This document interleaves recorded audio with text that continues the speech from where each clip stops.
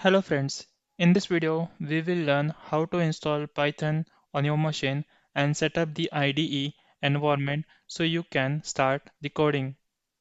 To install Python on your machine, visit the official website www.python.org and download the latest version. After downloading, open the installer, check Add Python to Path and click Install Now. Mac and Linux user can follow the terminal command shown on the screen. If path is not set automatically, you can manually add the Python path in the environment variable.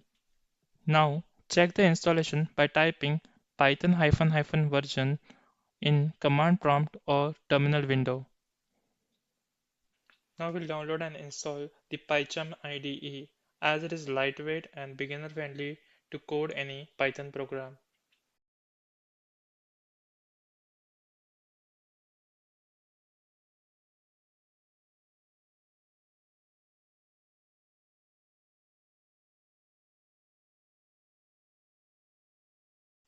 So friend, today we learn how to install Python and the PyCharm IDE.